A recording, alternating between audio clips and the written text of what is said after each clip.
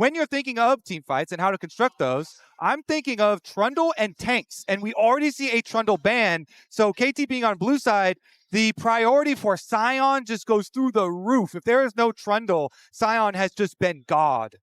Certainly has been. So as we get into the first round of picks, the final round of bans here, at least in phase 1, and Champ Select powered by Omen and HyperX, we're looking at the Nico, a potential first pick angle. Both the Nico and the Bard were banned against Keria in game 1, and T1 have a choice. Do they want to risk giving this up? The answer is yes, but as you highlighted, the Sion is available in a world without Trundle. So there is Sion available. I think this is a B1 Nico. To me, feels like a no-brainer. It was Peter who, for a period of this year, was genuinely the best Nico in the LCK. Found incredible engages on it. But it's also the Yone this time around open for BDD. Now, that is obviously something matchup dependent. Last time they banned it because they played the Talia, which can really struggle post-6.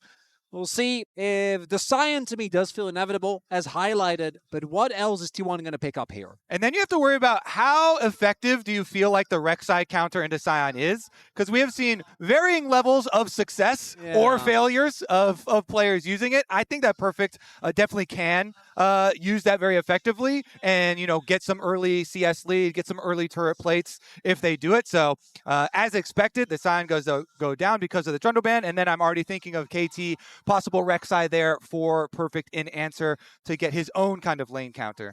And Jarvan, to me, really goes up in value once both Poppy and Talia are out. Both of those are not available, so that does mean that it's a lot harder to immediately and easily punish this champion. Definitely the case. But anytime, of course, the Sion is locked in, I'm keeping just in the back of my mind, the potential of a swap. Looking at that bot lane 2v2, knowing how effective Sion can be in those swaps at just withstanding pressure. But KT debating how they want to respond to this J4. Vi, a champion who pro players have loved for so long, but a champion that often has struggled to find impact on the world stage. You can see 4 wins, 12 losses. And you want to get a kill combo with that Vi for your mid laner here for BDD. Are they going to drop BDD's pick, or are they going to drop the top lane answer into Sion here? I guess you could say, Perfect, just play a tank or something, and you don't necessarily have to go the Rek'Sai answer into it, and so they could invest in the other lane. I do like relying on BDD's champion pool and just making sure Perfect's comfortable. This is one of the champions that he has played, and one thing that T1 does have to be careful about is that already they are looking to go towards a 2-carry composition. And that is something that I do think the Vi, Nico specifically, can punish really well, because Sion and Jarvan early game actually do bring out a surprising amount of damage. Jarvan is fine going later into the game. But when you have enough dive to guarantee that one of the 2 members will be taken out, you might struggle. That's why I like the Sivir pickup. Sivir is one of those carries that is very hard to lock down. One of the picks that's good into her is already alongside him with that Jarvan that can actually reliably lock it down. So I think the Sivir prio here makes a ton of sense. Of course, securing that Rek'Sai, as you highlighted, does cost at least one champion from BDD with the Yone banned away. And we already have a support pick locked in for Peter. We mentioned it in Game 1, and we should say it again. Bot lane 2v2, incredibly important for both these teams. We saw in Game 1, KT with bot prio, able to run the map for the first 15 minutes. The question is, can they set that same thing up again? And there's also the fact that one of the best champions we've seen with Nico, one of the most impressive, is Corki, where Sivir actually has a good matchup into Corki, which frees up a ban for T1, which most likely, okay, I actually was going to, I thought that they were going to throw all of it on BDD, instead going to take away the Kaisa here for Dokdam with Vi, with Rek'Sai, and with Nico. Makes a ton of sense. Yeah, it's just too good of a Kaisa angle there for KT, the dive, so wanting to deny that one makes a lot of sense. Faker Galio as well gets taken off the board. The protection not going to be there. And the question is, how much emphasis do they want to put on giving full information to Keria before he goes for his counter pick? Obviously, you know what support you're playing against, but a 2v2 a lot more complicated than that. Going to opt, it looks like, to give that counter pick to Faker to make sure that he is really set up for success and to use this Lulu to ensure that Keria can do whatever he wants in these fights. And with the Lulu, you have extra safety for one of the 2 carries that you're going to get, right? It also is a lane that can actually be quite oppressive, particularly when paired with something that shoves well. Looking kind of at the options remaining for KT, the Ezreal certainly feels like he can stay at arm's length, gets out of the J4 kind of threat and pressure quite easily. That said, I am looking at the T1 lineup waiting for a big source of damage. Sivir takes a lot of time to scale up. You have a lot of amazing front-to-back tools for T1, but with Azir and Orianna banned away, where does Faker want to go with this counter pick? Yeah, maybe the Victor, maybe the Mel that he has liked. Mel, maybe save that one actually later for later in Fearless. But some sort of control mage that does output a lot of damage like you're talking about, like the Victor.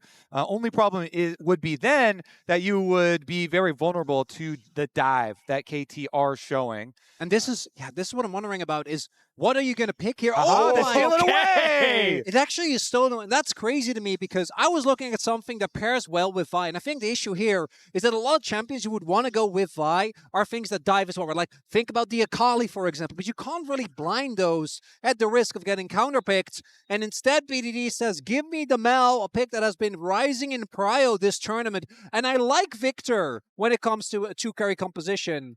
But you do need to get to your items because the early game for this comp is not looking too hot. And I think that we have to hope, or at the very least the KT fans have to hope, that BDD's first game on Mel isn't his first ever game, but just his first competitive game, as we did see with Owner and Mundo early on. And now you're against Faker's Sylas. Front page of Reddit, we've watched the play 100 times. It was Medic last year, an incredible World Finals call.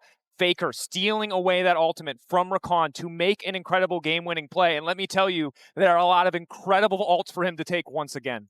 And I'm definitely looking at the Nico ultimate for sure, too. If he can find Peter, if he can steal the Nico ultimate, the engage there would be huge. I do think, though, with the Sylas, it really does help you with the early game issue that you otherwise might struggle with. Obviously, Sylas also, once you are able to get on top of the Mel doesn't have the ability like she does against many others to kind of create space with her W. But I do think it makes the composition a little awkward. It patches your early game issue, but I do think now you have a composition that on one end wants to play for the Sivir and really try to play that classic front to back, keep safe, absorb the initial dive that comes through, but Sylas kind of does the opposite. So we'll see how T1 is able to navigate that, because I do think if they would have gone for the Victor, like the first item spike or two really doesn't feel that impressive to me. And I feel like KT in the later stages of the draft actually drafted themselves some versatility here, since they indexed very heavily into range with both Ezreal and Mel having very long range. They can try and go for some poke damage early as well and try and force the shorter range T1 squad to do the engaging on them and look for a possible counter. As we get into game 2 here, remember to log in to your Riot account on lolesports.com and watch Worlds live to earn exclusive world emotes, icons, and capsules. Ooh. But you might not have time. You might want to wait until after whatever is happening here continues to happen, because Keria running for his life. Faker there to body block any potential follow-up damage. Standard comes down, gives enough information to know that KT is backed away, but KT making an aggressive level 1 play to seize control of this early jungle. And we do see KT again going for a very aggressive invade. These level 1 plays in the early laning phase was something where KT was just straight up better in game number 1. So to try to leverage that again. Not really going to lean to anything meaningful this time around. Keria didn't have anything forced. He will be there with the main wave. So unfortunately for KT, no big advantage found, as Perfect doing a little bit of scouting here, but they are on the ward, so I don't think either Faker or Owner is going to fall for anything. And no swaps to come through. And we do have both junglers again pathing from that top side towards bot. And reminder for anyone who didn't keep up with KT, who has just been here for this fever dream of a run to finals, that while everyone has stepped up with this lineup at Worlds, it was the mid-jungle that really brought this team together, that got them across the finish line. And when you look at Cuz and BDD, right, these are guys who have played together for so damn long, and now anytime KT's backs are against the wall, these are the players that we look at to really make the difference and stand up. Certainly so. Such a long history playing together, multiple teams, multiple years, and they really do trust each other and have talked about how much it means to them to be here on this stage. And it's also recently a story of almost, right? As we're going in again. Of level 2 on the bottom side as well. Docdom and Peter getting aggressive. Ezreal, before that first back where he has to invest money in tier, can be so lethal as long as those Mystic shots are connecting. They are there. And this time it's Docdom that actually wins the arm race, right? He's the one with teleport, and Gumayushi doesn't, because as Ezreal you are given the liberty of doing so because your kit has a built-in escape. That's something that I think T1, even though it wasn't necessarily that flashy, did actually end up using very well. We saw them out macro KT once they got control, really applying a ton of pressure to the lanes. As right now, both junglers Pathing towards that bot side, and Guma not having flash available might be looking for something there because both of them very strong early ganks as well. Definitely true. Cuz continuing to clear out the red buff. And really need to continue to keep our eyes on the bottom lane. The flash, of course, expended. The heal expended, so a potential vulnerable point. Meanwhile, on the top side, Perfect, a lot of sustain, but really hasn't been able to wrest control of the lane in terms of overall priority. Constantly, however, threatening the knockup just to stop Doran from forcing this wave all the way in. Yeah, the sustain on a Rek'Sai, so nice. And these tank matchups will eventually start to whittle them down and look for the extra pressure there. Meanwhile, speaking of pressure, Owner wrapping around BDD. False sense of security because his bot lane is moving first, but the jungler already there. Nice initial sidestep, flash backwards onto Faker. The root connects. Good damage from BDD, but he can't quite finish the kill. And the flash expended means advantage to the side of T1. You'll take that if you're Owner. That means that once you hit 6, that is a Mel without an escape. If you do find your ultimate, BDD will be able to maintain his pressure on this lane, but he does have to pay for it heavily. and the critical part is that T1, they don't overextend the play because Cousin Peter were on the way there, Guma and now lane. they're looking at Guma. Guma. KT getting aggressive, just knocking down Gumayushi, taking first blood as Peter flawlessly turns into the Canyon minion to eat countless tower shots. We've seen this so many times, and it actually does get old seeing that happen again. Nico turning into the cannon so you can get that massive. I'm right there with you, Kobe. It does get old. You can just keep tanking tower shots. This one wasn't too egregious because didn't have to take quite as many, but they pull off that play. And this was, again, Peter and Cuz playing together. They had linked up and they were looking to counter the mid play. Then after the mid play, they just turn their sights, wrap around towards bottom side of the map, and they find the value there. Now T1 resetting, putting Guma on the top side, knowing that he needs a bit more time. This is one of the downsides of Sivir. We know her to be this wave clear machine. She can take control of mid. She can empower these dive threats, and she can be a late game carry. But early on, if she falls behind, she doesn't do a lot. T1 trying to get some more resources in Gumayushi's pocket, trying to give him time to stack the coal so that he can be relevant in the fights to come. And KT are off to another good start here. And for them, I imagine coming in, Scores has talked to them to the early game was great. A lot of the things there went well. We're able to generate a lot of leads across the board. Early dragon stacking plus the grubs, but it was actually following through and not giving T1 any opportunities. We know how much resilience this team has. We've seen them do it again and again and again at Worlds. As a little bit of damage on the door, but he's silent in a 1v2, so he'll be fine. So for KT, that's my test. The objectives early, I trust that they can get, but can they actually keep that pressure up? And this is one of the advantages of the Scion, right? No real hard CC to interrupt the decimating smash here in that bottom lanes means Perfect can be more at risk when he steps forward to clear. Luckily for him, however, Gumayushi is behind. There's not a lot of damage threat there. And it's Peter playing with fire, roaming into T1 jungles, giving perfect information to Cuz. Owner might have a false sense of security here. Doesn't have information on Cuz. Peter now committing a little bit more. Q over the wall, the Vault Breaker, immediate route to follow, but Owner going to flash to safety, uses the smite to secure the grubs. Would you say worth? I would say definitely worth. I mean, Peter and Cuz, again, we keep on highlighting. No, for Owner, because he got Grump. Yeah, come on, Kobe. You're a jungler. I'm going to go, yeah, sure, I'll go worth there for Owner, flash for Grump. But honestly, highlighting, Peter and Cuz once again, doing the setup work there for the jungler to come over, and we'll see. Can they actually punish? And actually, yeah, I love this from T1 because last time it was KT that were set up early in River where they were able to generate some big leads. This time the trap is the opposite. Perfect has made his way onto Guma, but just doesn't have the damage yet. Not enough items yet to actually friend this Sivir, but does get the barrier. Crucially does get that summoner. It is a small advantage, but it could matter in the next few minutes. T1, as you highlighted though, get the initial setup, get the initial vision down, so know that they're safe here to take the first Drake of the game. KT with a small gold lead, but T1 balancing it out with this Cloud Drake. Cuz on the top side means no contest to come through, and T1 doing a better job of not giving away too much control in this game too.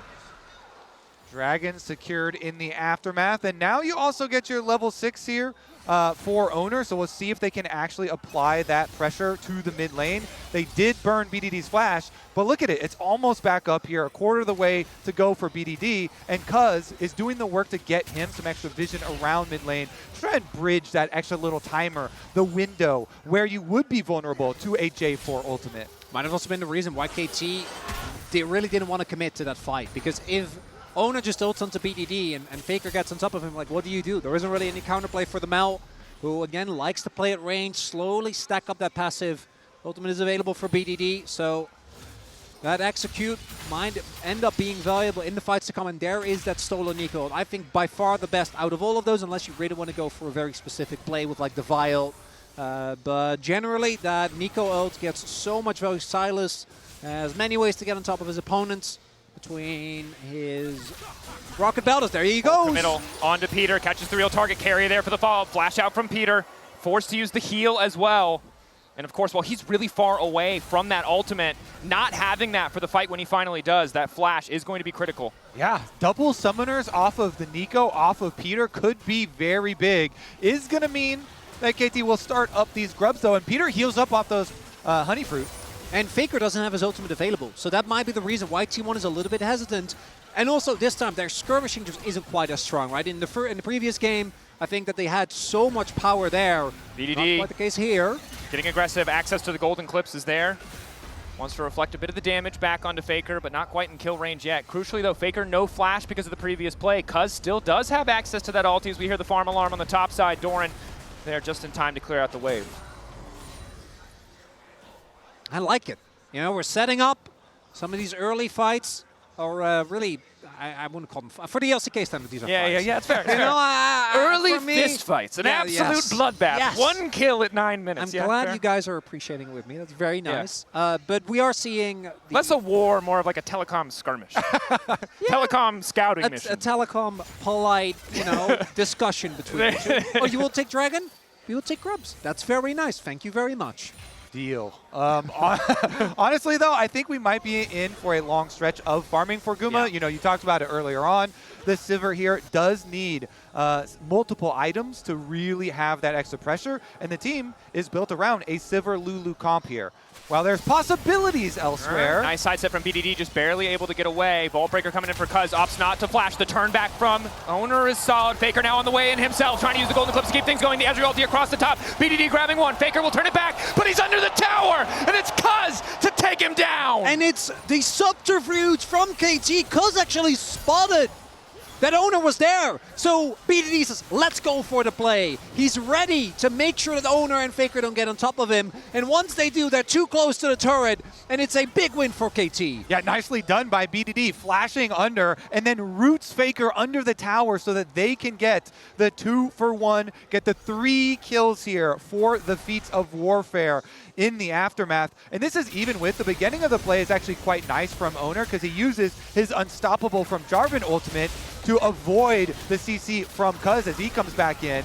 But then Faker into the tower range, and BDD is able to at least root him before he goes down. And it's BDD starts it up with a 2-man root, and then also is the one that secures it. And for me, nothing tells the story of these two players together more than Cuz like, BDD, I'll flash. It's fine. I'm going to set you up for that kill. I'm going to make sure you get your execute, and I'm going to make sure that we win this play. And while earlier on we had about 1,000 gold lead for KT, it hadn't resulted in any major item completion, so the game still felt close. But now it's Cuz with the Sundered Sky ahead of schedule, ahead of the next Drake in 1 minute, and that is a massive early game spike. Cuz, again, I mean, he started last game with a really early spike as well. The Wukong, lots of early money, got to the Trinity Force very early on, and it just came down to the Dragon fights where T1 were able to turn around. This time around, though, since they're running the Sivir, and we do kind of project a longer term for T1's kind of attempts at the turnarounds, this probably should be KT with some really comfortable setups. Look at how deep their vision is on the bomb side of the map, and attempting another dive. He's low, but reinforcements, I think, will be on the way, and it looks like the wave isn't in a position for them to actually make it happen as perfect. I'm a little scared there, but Doran can't clear the wave in time. But Faker being this low does mean that Prio is there for KT. He does have TP, but they're not letting him. No mana for Doc Dom, still advancing forward, knowing that he has Peter behind him to cover. Will now retreat. Tension starts to fade, top side, the TP coming back from Doran, checking in on the sums. Obviously no flash for BDD, no flash for Cuz. Owner's flash available, could be big in the coming fights. Completed items for both sides, jungle mid. Oh, this is big though, because Doran at the TP top, he can use his ultimate to join the fight, but Perfect actually finishes the Titanic Hydra, and thanks to the proxy, will be trying to arrive as soon as possible, even without TP available. No vision control of the pit. A finally a ward is dropped, but it might not matter. Peter with flash available. There's the ult. Cuz off to the side. Ulti from Doran's not going to catch anybody, but it might have zoned KT away enough. Doran likely to give his life here, but the Drake already down in favor of T1. On the hunt popped. Perfect tunneling out to safety. T1 got what they came for. They're going to make a hasty retreat. They don't want the 5v5. Content trading that ulti of Doran for the Drake. We'll see if they're able to get anything out of it, or if that is just going to be it. KT don't expend any major cooldowns. I think BDD and Doctum we're going to have to TP regardless. We'll get Doran's ult, but that's not really enough. The prio will continue, but 2 Drakes early for T1. Definitely a big win. Yeah, nice setup, and then, as you say, Doran coming down. Good ultimate from him to zone them off, secure it. Ulti to cancel carry is reset. Doctum going to push one more wave. Likely has the Trinity Force in base, but just wants to deny a few more resources from Guma, who has done a good job of evening out what was an early game deficit. Has picked up the Essence Reaver, can essentially infinitely wave clear in mid if he's able to access that creep wave. What do you see Doctum shoving this wave? Looking for his base. Trinity Force will be ready for the Ezreal. 1 item spikes to come through for every member of KT. Close to for T1 as well. Really only waiting for Doran. Neither support has that yet, as in about a minute, this Herald fight, I think, going to be a big breaking point. And we'll see if T1 needs to fight out. Do again want to echo T1. I don't think need to fight this, but knowing them, I think it's fairly likely that they will. Would be fun to watch for sure. Trinity Force spike for Doctum, definitely very big here, so we expect KT to go set up towards that side of the map fairly quickly here. Only 45 seconds left on the clock, so they're going to transition their extra resources over this way. Doctum and Peter here first control the mid wave, and then wait for Cuz to rotate. Keeping good pressure, of course. That Trinity Force completed is big. Hard for Guma to step up, even with the shielding that Keria can provide. Luckily for them, at least, Guma has the red buff, a bit of extra sustain. The battle over mid-prio has begun. Remember in Game 1, it was Guma on the lethality bars, infinitely pushing mid-waves that made so much of KT trying to advance that lead feel pretty impossible. This time it's Doctum that can do it into 1v2, right? Being Ezreal, being really hard to punish.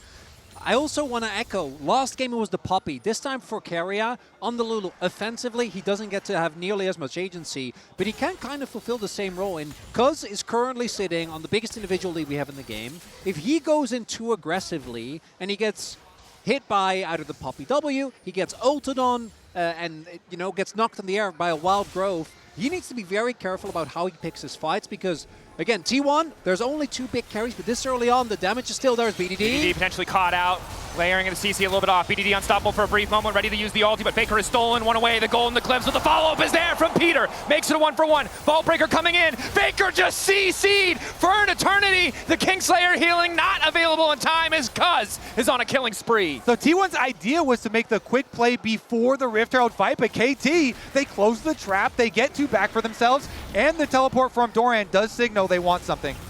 I need to Doran be careful. Tower going to fall. Likely not enough damage to kill Doran, but at least zoning him away as they set their sights on the objective. Herald already started. Cuz will secure it uncontested. I did get tricked by Peter being Mel there. I'm like, oh, 11, good amount of... No, they don't have damage. The play still works out, though, very nicely for KT. They get Doran's TP, they're able to get topside turret, and Herald, this time there's no Talia in the game. That mid lane turret feels like it's sure to fall.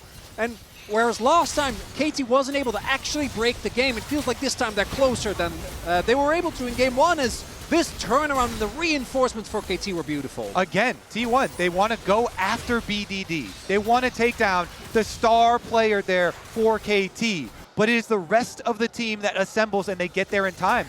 T1 knew that KT were trying to do vision setup work over by the Rift Herald, so they knew they had to make that play really quickly.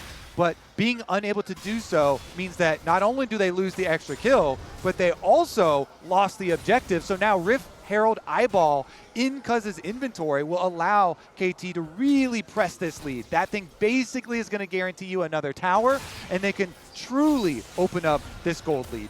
Owner doing what he can with the standard to regain control of vision. And I gotta say, BDD has been really solid on the Mel. The use of the rebuttal to buy time has made what should be an easy kill combo of this Jarvan, paired with the Sylas, really just take far too long to finish off what should be a very vulnerable control mage.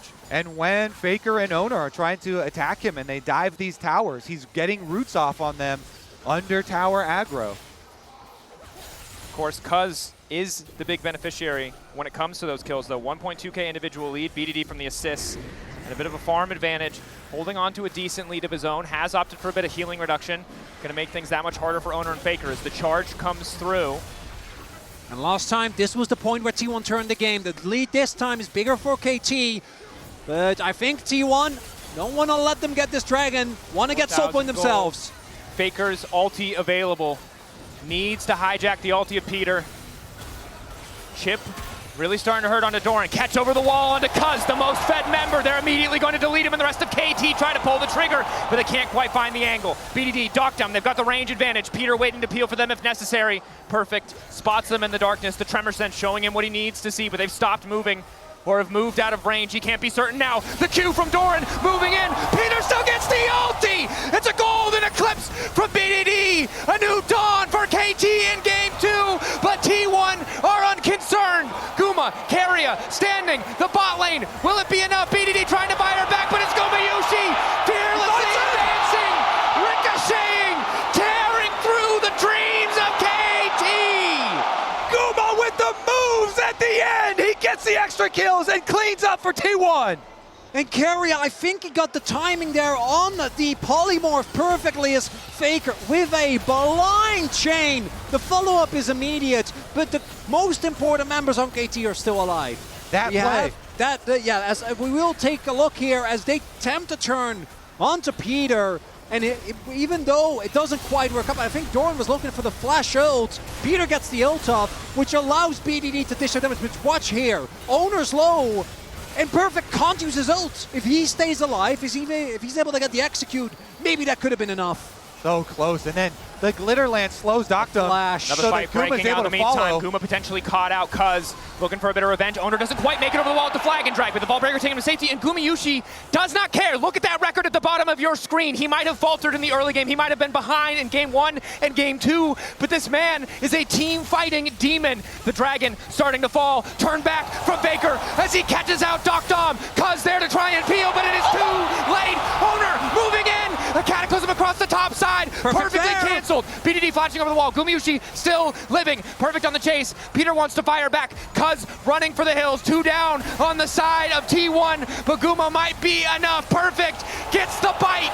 Tears right through him, and now it's Owner picked off as well. KT fighting for their lives. BDD still standing. Crucially, the extra damage. Doran set to fall. A double kill for the KT mid laner. And BDD stands supreme on the mill. Stays alive through it all, and that is going to be the Otacon. BDD said in the trailer that he was inspired to become a mid laner by Faker's play, and he was inspired to pick Mel in this game by Faker, and he's dominating on the Mel. Clutches it back up, and it's after a huge play from Faker, but BDD is able to use the ultimate to snipe him at the end. And it's an overplay here. T1 try the force the hand. They waited it in game 1, but they're not actually able to get on top of BDD, who flashes over the pit, and then Peter ensures that Perfect can get on top of Guma, and all the while BDD just stacking up the passive, getting the damage down, and this is a really crucial teamfight win here for KT. The funniest part to me is that while BDD was chasing down the last of those kills, Cuz was actually just doing blue buff. He was almost dead. He was like, you guys got this. He's going to steal away the blue buff. You got it, buddy. Yep. They also grab the dragon in the aftermath. So KT retaking this team fight really is meaningful. They put a stop to the T1 dragon stacking. And you can see how team fights go wrong for T1. Even though Gumayushi's been allowed to live for so long in these fights, if Doran and Owner don't quite have the damage to finish these kills, it's really hard for Guma to get in position to follow up, to chase down here. He has so many members of this team to work through, and T1, despite the deficit, have been fighting very well, but KT clearly upping their game in this draft and in this performance in game 2. And that's one of the issues that we did see with the Sylas, right? Because you have this hyper carry in Gumayushi, who has the backup of the Lulu as well. But Faker, he's very cooldown gated, and he has been falling behind thus far, has been going for a lot of plays. And as we all know, Faker ain't no coward. He's going to keep going for those plays. But he does need to line up with the rest of his team. And I think that his role, particularly as we get deeper into the game, needs to be one of a little bit more restrained. Because the damage from Doran and Owner is going to become less and less relevant as the game goes on. Guma Yushi, the hope for T1 to carry a lot of the DPS for later on.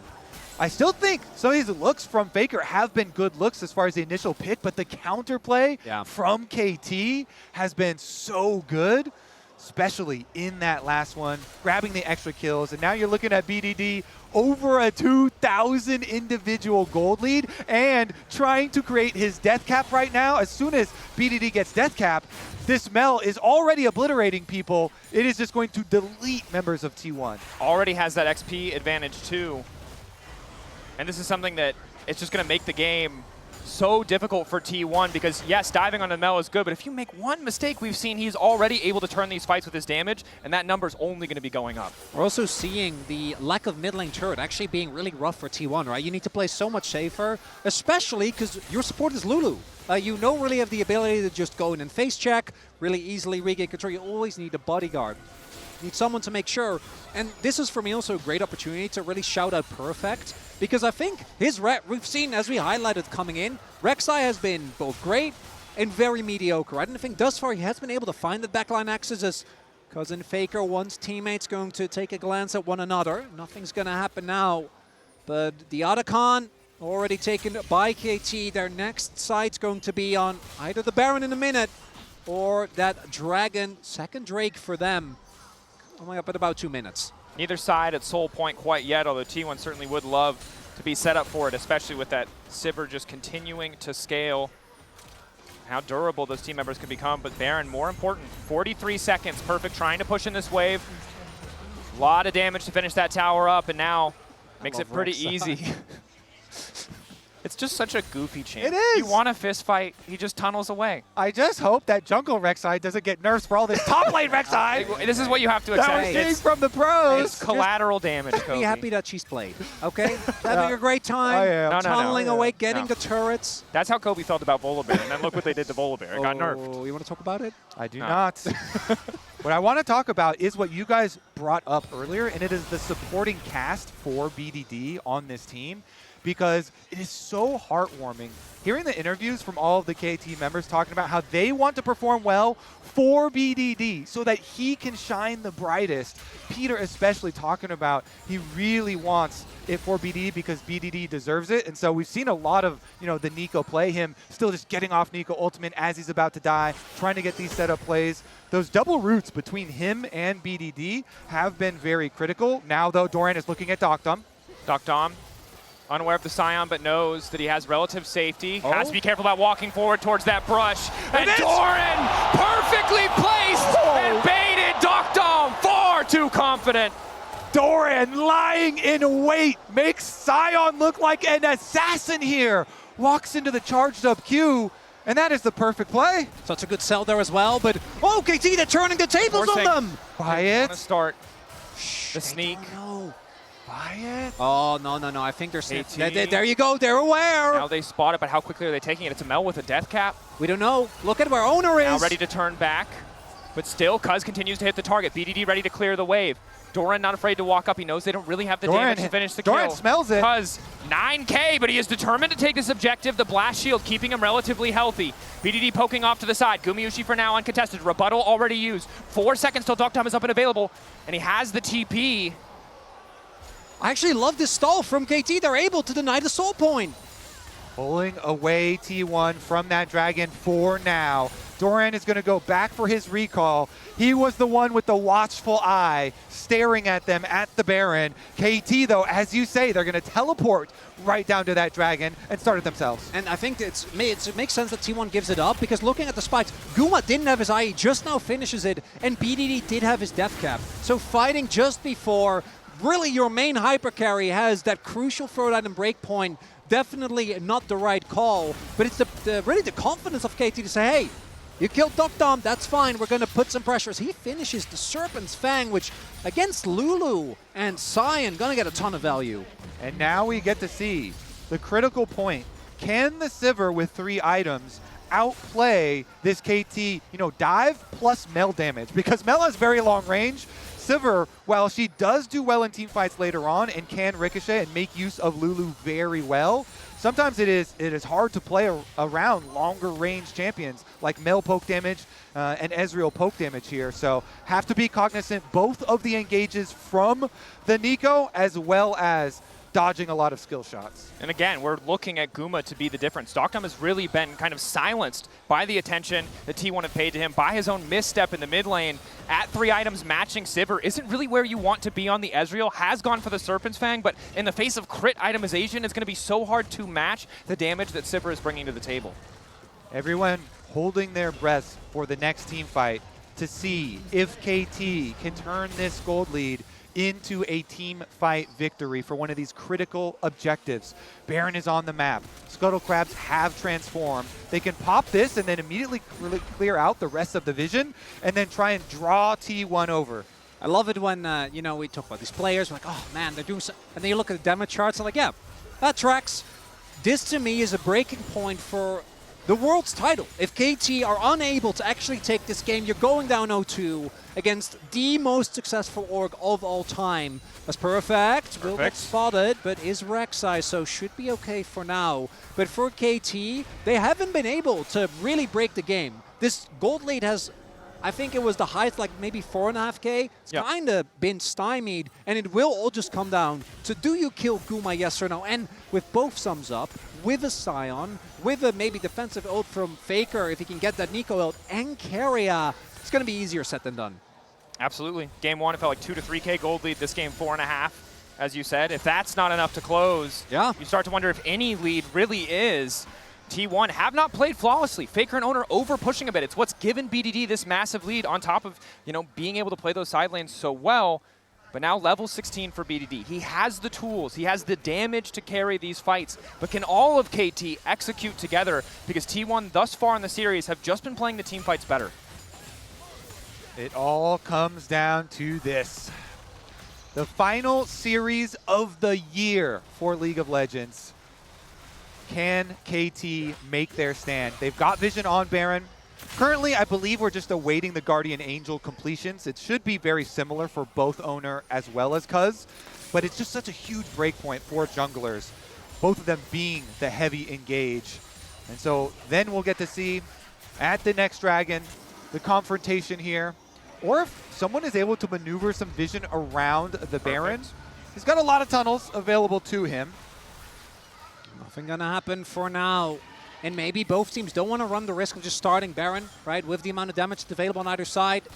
KT, though, definitely going to play for vision here, and their damage, if BDD is there with the W from Cuz, definitely can do a lot of denting to that Baron. TP up towards the mid lane, coming in from Doran.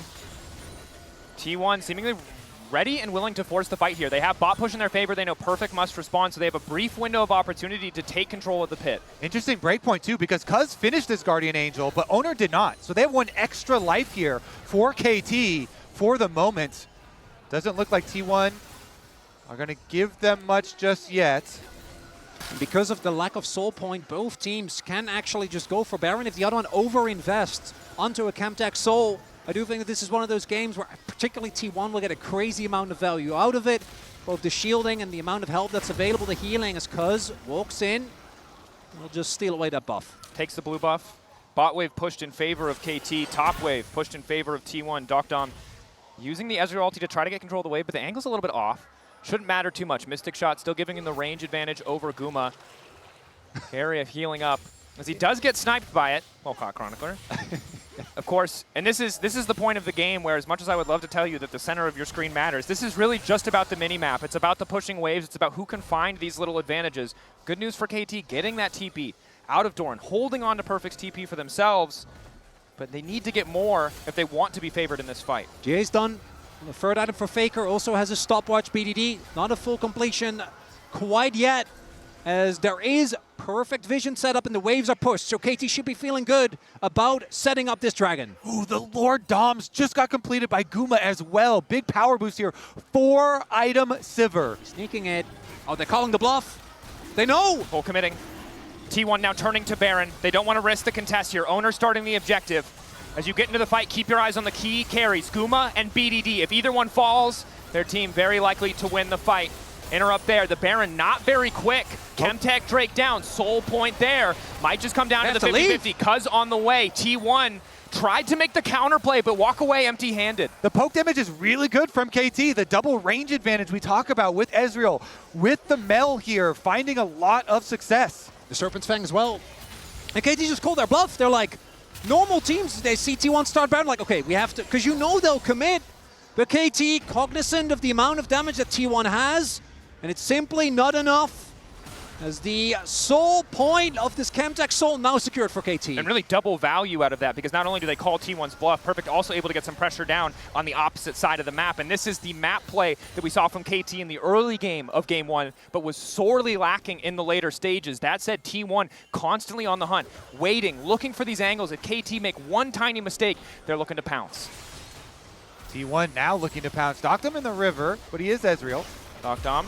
Pass over the wall. Peter looking to make a play. Lockdown onto Faker, looking to turn it back. Root is connected as well. Faker's been caught. Buys a brief moment with the Seekers. The rest of T1 retreating. Perfect buying the space and the tunnel over the wall. It's a heist. He buys the time to take Faker down. Doran with a decimating smash. Peter on the chase. They'll only connect onto one, but it's enough to start the fight in their favor. Gumayushi untouched, but he's now also not able to do any damage. Cuz keeping it going. KT pushing into the jungle of T1, zoning them away from the Baron as they set their sights on that Red Bull Baron power play. They win the critical fight. They find Faker. They get the advantage. And Perfect is able to escape. Wait a second. BDD flash. Doran forced to flash back over the wall. Sidestep on the decimating smash. Peter there to cover. Guma can't push for anything else. Doran getting chunked out. That's the ulti to seal it. BDD going godlike. Guma alone in the mid lane. Objective slowly falling. Owner zoned off. Perfect there with the knock-up. Needs to lock it down. Owner's not going to have a chance. KT, it takes some time, but they take down the Baron.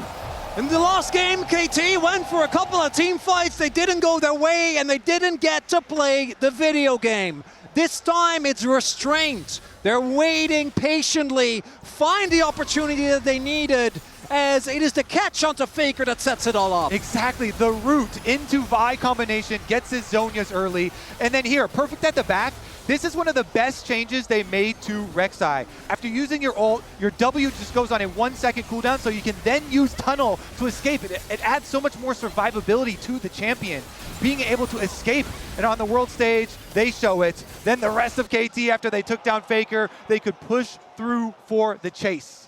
I love as well there, because maybe I think the rest of T1 could have gone for a play to try and save Faker if it wasn't for Peter also holding the angle there. You can't just walk past the Nico because Peter held his ult, and now the Red Bull Baron power play for KT, 8k, 9k gold lead here, 35 minutes in. Guma incredibly far ahead, 4 items, has a bit of lifesteal, can clear the waves, but the range, the threat that KT can bring with the Ezreal, with Mel from BDD, 11, 3, and 3, 3,000 individual gold lead. His first competitive game looking damn good. Faker going golden. The second the chains miss, he doesn't want to push for anything else. Ball break over the wall from Kuz, ready to go, but he's not going to overextend because the mid lane's already falling. KT taking their sweet time with this one, knowing that T1 have one shot to turn this back in their favor.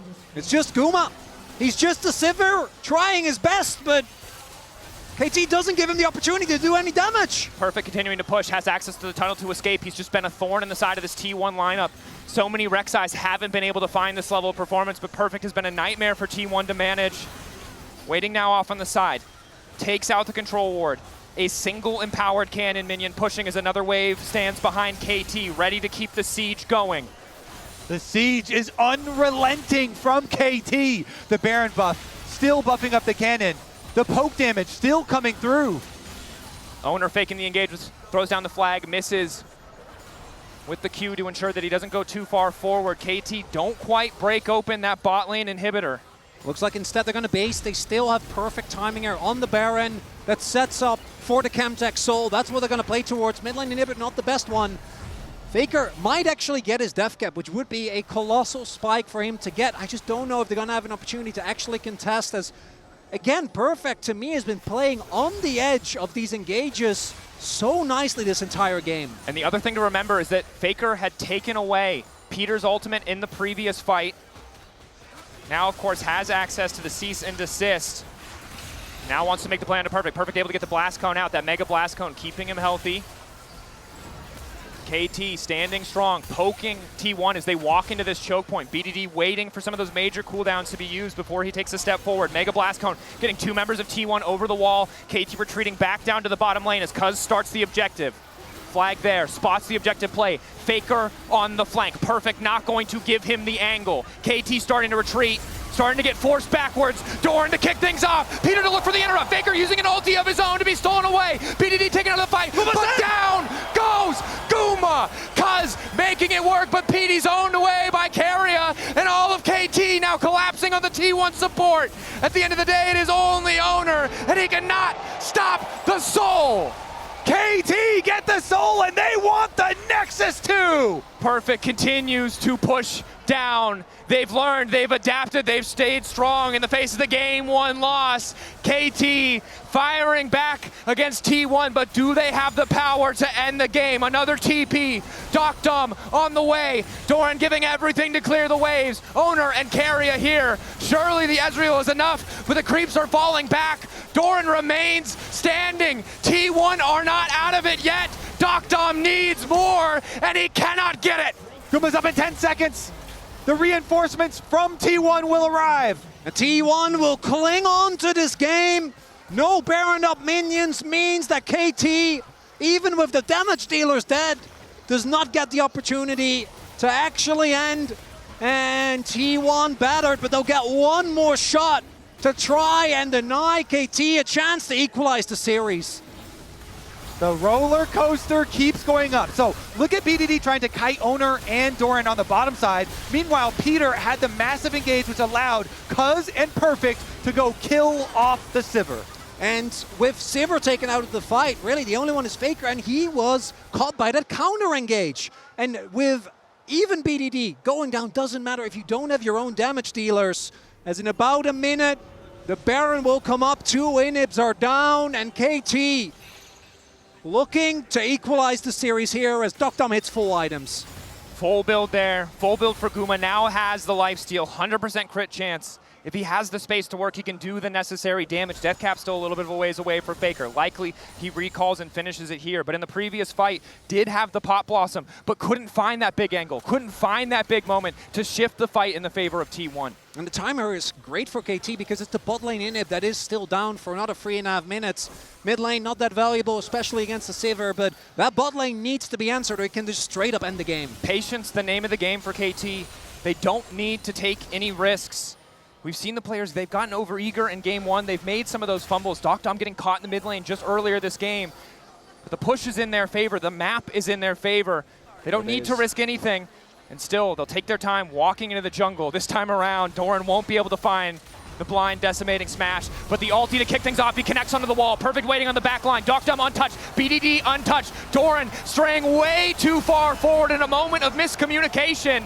Down goes the top laner of T1. KT start the Baron. That faceplant means Baron, boys. It was always going to be a Hail Mary from T1 if they wanted to get back in this game, but that one does not hit the mark. That's Baron, the second one for KT. When we talk about T1 hitting a wall, I didn't expect it to be so literal.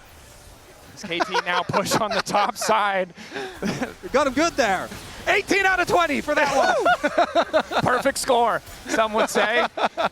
Perfect himself, of course, has the Randuin's available, or doesn't have it available, but has the slow. The crit damage reduction makes him such a nightmare for Guma to deal with, even with the armor penetration from the Lord Dominic's. KT again in this position where they keep that long-range siege going. BDD not showing on vision yet. The last inhib tower falling down. Inhibitors following after. T1, a last desperate hold here in game 2. If they can turn it back, it takes them to match point, but KT set to even up the series in the 2025 World Finals. Doran isolating Cuz. Peter going forward, finds 3 with the knockup. Perfect there to fall, but Faker turns it right back and knocks down Peter. Doctom, BDD, still standing. Baguma! He's shredding through everybody! The Sivir finally allowed to take over the fight! But they managed to take him. Faker still alive in the scrappy fight. The extra healing is making all the difference. Doctom doesn't quite have the damage that he needs. KT holding on for dear life. Doctom able to find the kill. Perfect, Cuz Doctom falls. A final hold for T1. It almost turns in their favor. But Perfect is going going to end the game. Guma dies, and so does T1. KT even up the series. And I can't believe I'm saying this, but perfect, reliable as all hell in this game, doesn't go down, deals the damage, and with the alpaca thumbs up, brings KT to 1-1. KT resilient on this stage. They bounce back in game number 2.